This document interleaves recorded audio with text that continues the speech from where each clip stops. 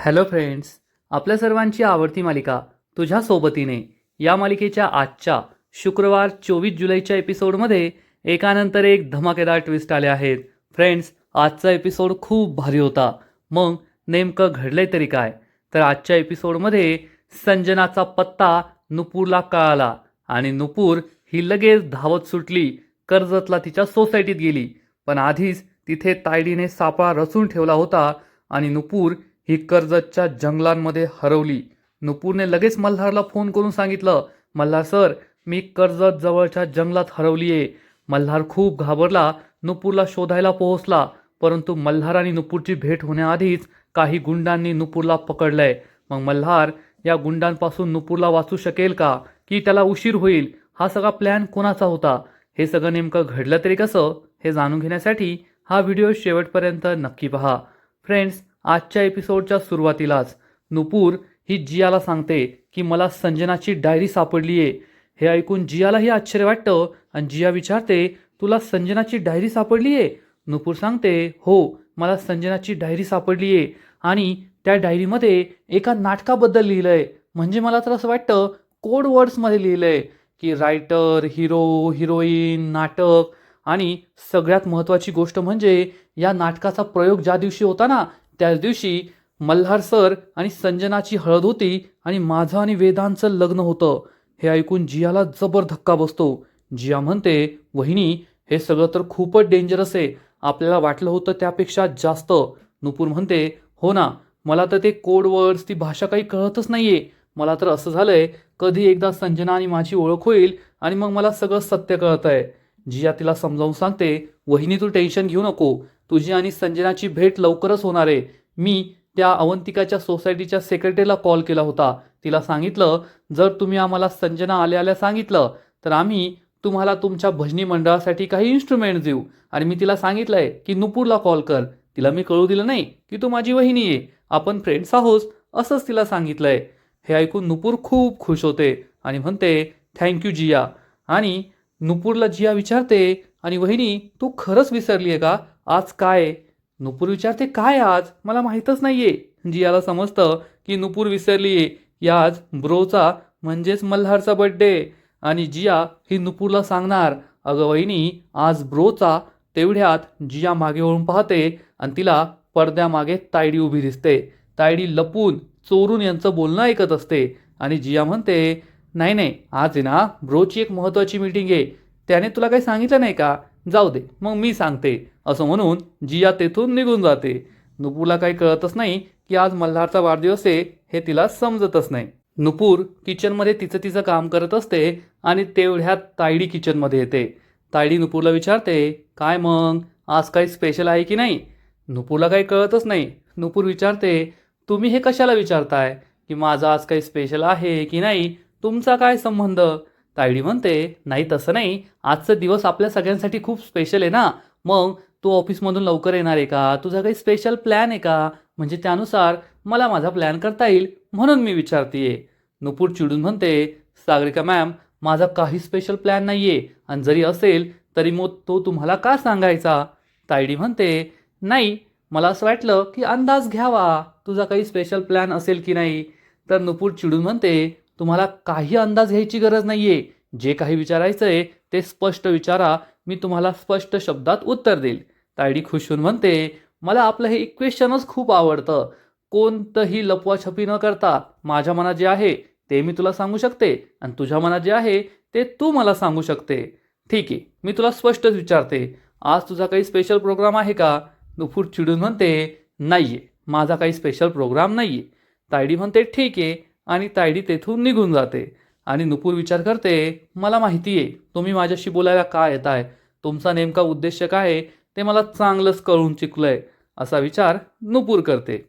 आणि इकडे तायडीची जासूस सोनाली चक्क मल्हार आणि नुपूरच्या रूममध्ये घुसते. आता नुपूर तर किचनमध्ये, आणि ही सोनाली लगेच तायडीला कॉल करते आणि म्हणते, हो सागरिका मॅम, मी रूममध्ये आली आहे आणि जोपर्यंत नुपूर किचनमध्ये आहे तोपर्यंत मी ती डायरी शोधण्याचा प्रयत्न करते. आणि ही सोनाली संपूर्ण रूममध्ये डायरी शोधण्याला सुरुवात करते. सगळे कबर्ड, सगळे ड्रॉवर्स, सगळीकडे ती शोधाशोध करत असते. आता नुपूरने ही डायरी स्वतःच्या कपाटात ठेवली आहे आणि त्याच वेळेस सोनाली ही नुपूरचं कपाट उघडते, नुपूरच्या कपाटामध्ये शोधाशोध करत असते आणि ती ही डायरी शोधणार इतक्यात तिला मल्हारच्या गुणगुणण्याचा आवाज येतो. मल्हार चक्क आपल्या बाथरूममध्ये असतो आणि आंघोळ करून आत्ता बाहेर निघणार असतो. सोनाली हे ऐकते आणि लगेच रूमच्या बाहेर पळून जाते. मल्हार वॉशरूमच्या बाहेर येतो आणि त्याला दिसतं की रूमचा दरवाजा तर उघडाच आहे. रूमचा दरवाजा उघडा कसा हा प्रश्न त्याला पडतो. चुकून नुपूरने ठेवला असेल असा विचार करून तो रूमचा दरवाजा लावून घेतो आणि मग मस्त गाणं गात गात चेंज करतो. आणि चेंज करून झाल्यावर मल्हार नुपूरच्या किचनमध्ये येतो. नुपूर ही आपलं काम करत असते आणि मल्हार तिच्याजवळ येऊन हॅपी बर्थडे टू यू ही जी धून असते ती गुणगुणत असतो. पण नुपूरला अजूनही काही कळत नाही. नुपूर विचारते, काय सुरू आहे मल्हार सर तुमचं? मल्हार म्हणतो, आजचा दिवस खूप स्पेशल आहे ना? तर नुपूर म्हणते, हो खरंच आजचा दिवस खूप स्पेशल आहे. हे ऐकून मल्हार खुश होतो. नुपूर म्हणते, आज मसाला इतका चांगला भाजला गेलाय ना, किती छान सुगंध येतोय. मला तर स्वतःचंच खूप कौतुक वाटतंय. मल्हार नाराज होतो. नुपूर म्हणते, तुम्ही एक काम करा, तुम्ही बाहेर बसा, मी तुमच्यासाठी गरमागरम चहा आणते. मल्हार हा बाहेर जाऊन बसतो आणि नुपूर त्याच्यासाठी गरमागरम चहा आणून देते. आणि मल्हारला असं वाटतं की या चहामध्ये काहीतरी सरप्राईज असेल. आत्ता नुपूर मला हॅपी बर्थडे म्हणेल. मल्हार हा चहाचा कप खालीवर बशी खालीवर करून पाहतो. नुपूर विचारते, काय करताय सर? चहा थंड होईल, घ्या पिऊन लवकर. असं म्हणून नुपूर आतमध्ये निघून जाते. मल्हारला खूप वाईट वाटतं की माझी बायको माझ्याशी असं का वागतीये. जिया तेथे येते आणि विचारते, काय झालं ब्रो? काही झालं की नाही? हॅपी बर्थडे विश केलं की नाही? तर मल्हार म्हणतो, मला तर असं वाटतं की ती माझा बर्थडे विसरली आहे. आत्तापर्यंत तिने बर्थडे विश करायला हवं होतं ना? मला गॅरंटी आहे ती बर्थडे विसरली आहे. तर जिया सांगते, नाही ब्रो, विसरली नाही आहे. तिला तुला सरप्राईज द्यायचं आहे. मल्हार म्हणतो, हो ना, तुला पण असं वाटतंय? मला पण तेच वाटतंय की तिला मला खूप मोठं सरप्राईज द्यायचं आहे. म्हणूनच ती माझा बर्थडे विसरल्याचं नाटक करतेय, मला विश करत नाहीये. आणि तेवढ्यात तायडी तेथे येते आणि तायडी म्हणते, happy birthday birthday boy. Malhar उभा राहतो. तायडी त्याला प्रेमाने जवळ घेते, त्याला बर्थडे विश करते आणि सांगते, आता मी एका महत्त्वाच्या कामासाठी बाहेर जातीये, पण संध्याकाळी मी तुझ्यासाठी एक मोठी पार्टी ठेवली आहे, तेव्हा संध्याकाळचे कोणतेही प्लॅन करू नको. मल्हार हो म्हणतो आणि तायडी तेथून निघून जाते. जिया आणि मल्हारला खूप आनंद होतो की संध्याकाळी आपल्या घरी मोठी पार्टी होणार आहे. आणि इकडे नुपूर ही आपल्या रूममध्ये येते. मल्हार हा तिच्या समोर उभा राहतो आणि म्हणतो, नुपूर बोल ना. नुपूर विचारते, सर आता काय बोलायचंय? मला काही नाही बोलायचंय. तुम्हीच सांगा बरं, माझ्याकडून काय तुमची अपेक्षा आहे? मला तेच कळत नाहीये. मल्हारला खूप वाईट वाटतं. नुपूर आपला वाढदिवस विसरलीये हे त्याला 100% पटतं आणि तो रागारागाने तेथून निघून जातो. नुपूर विचार करते, मल्हार सर असं कोड्यात का बोलताय? त्यांना माझ्याकडून काय अपेक्षा आहे ना तेच कळत नाहीये. आजकाल माझं संपूर्ण आयुष्यच कोडं बनलंय.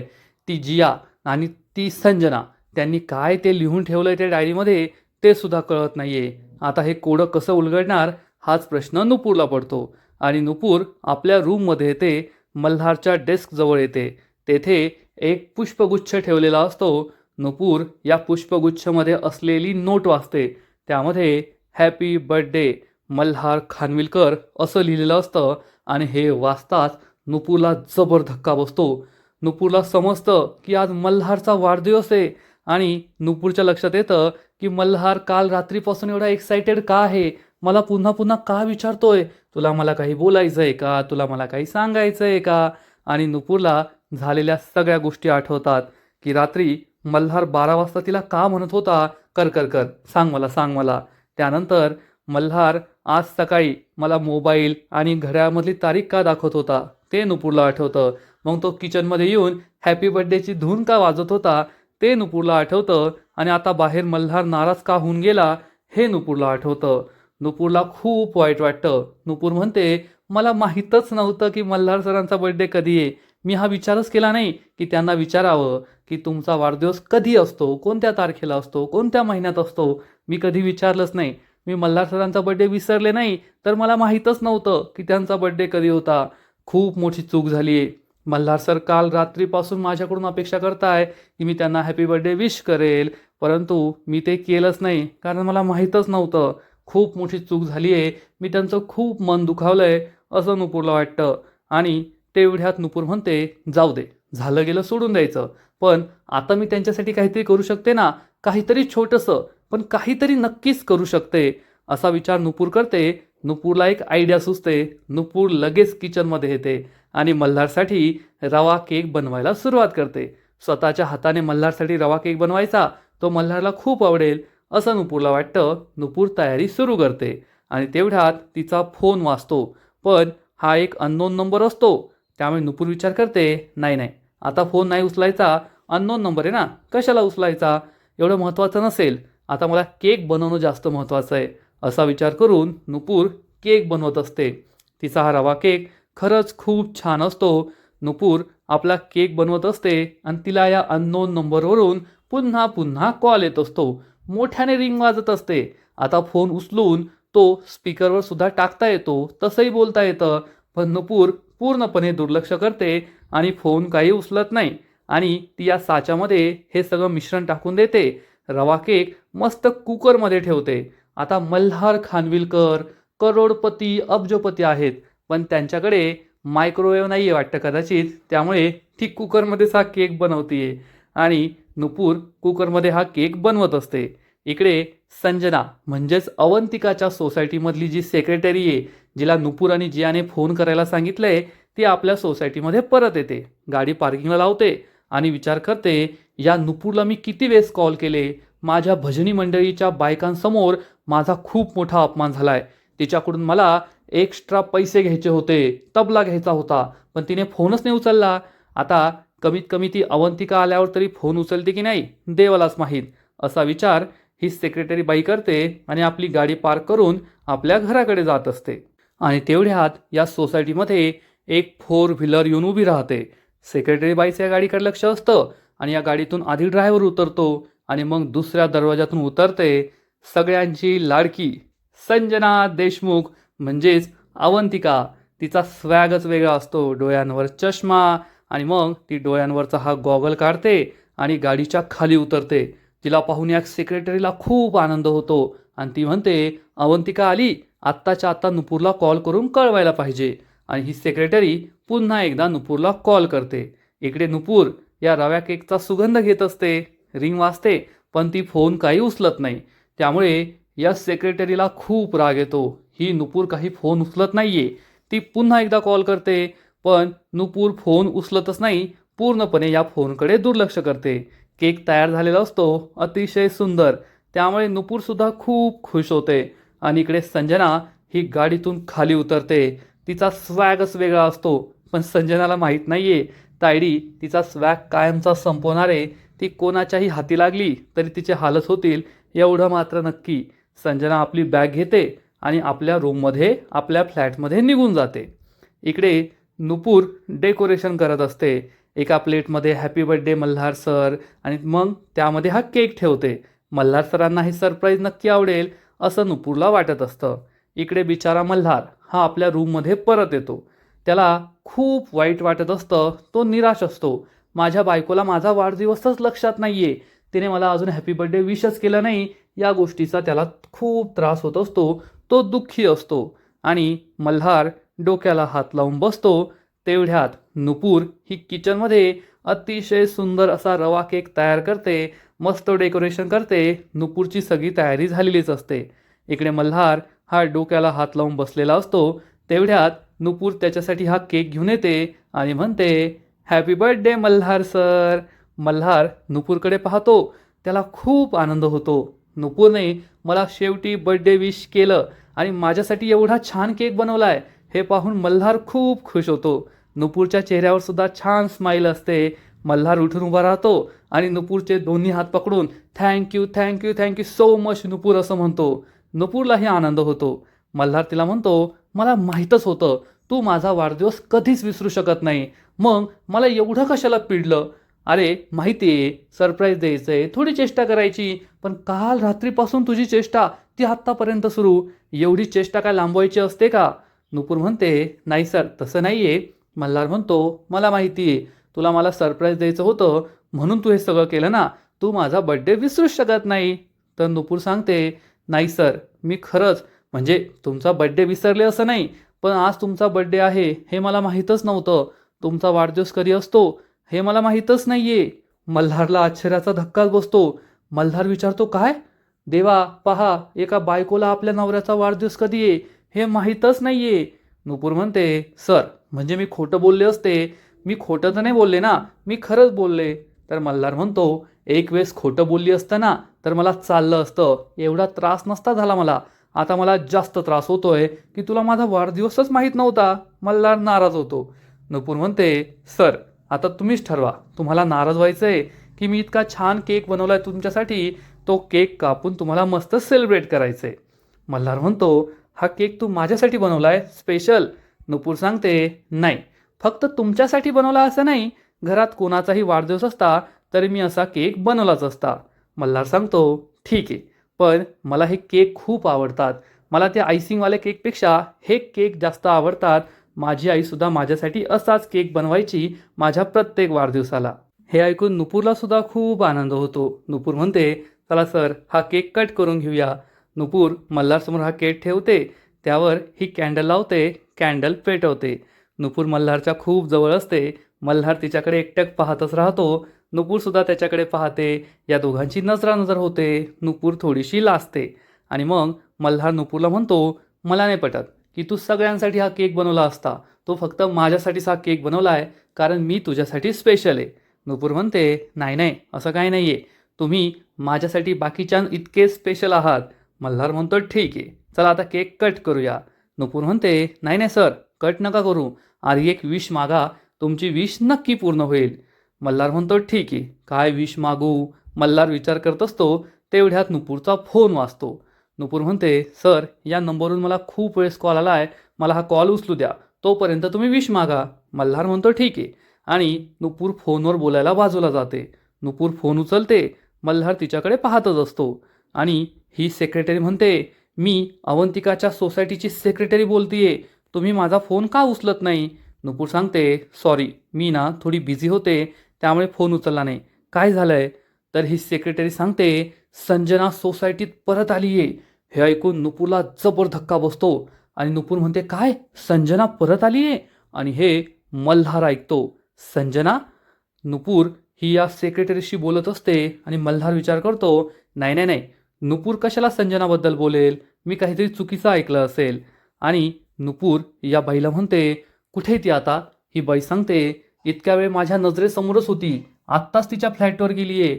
नुपूर म्हणते, तुम्ही तिच्यावर नजर ठेवा, मी आत्ता येते, थोड्या वेळात पोहोचते. नुपूर फोन कट करते आणि मल्हारला सांगते, मल्हार सर, मला एक खूप महत्त्वाचं काम आलं आहे, मी आत्ताच जाऊन येते. मल्हार म्हणतो, अगं पण आपला केक सेलिब्रेशन राहिलं ना, केक कट करायचा राहिला. नुपूर म्हणते, ते आल्यावर करू, आल्यावर. आणि नुपूर ही रूमच्या बाहेर धूम ठोकते. मल्हार सुद्धा तिच्या मागे मागे पळतो. नुपूरला थांबवतो आणि म्हणतो, नुपूर, आपण केक कट नाही केलाय, आपल्या रात्री पार्टी आहे आणि तू चालली आहेस असं, एवढं महत्त्वाचं काय काम आहे? बड्डे सेलिब्रेट करायचा आहे. नुपूर म्हणते, सर मी तुमच्यासाठीच एक सरप्राईज आणायला चालली आहे, तुमचा बड्डे आणखीन धूमधडाक्यात साजरा होईल. मल्हार म्हणतो, म्हणजे अजून एक सरप्राईज आहे तर?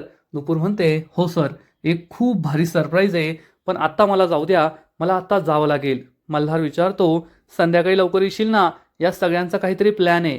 नुपूर म्हणते, हो हो नक्की येते, फक्त आत्ता मला जाऊ द्या. असं म्हणून नुपूर तेथून पळून जाते.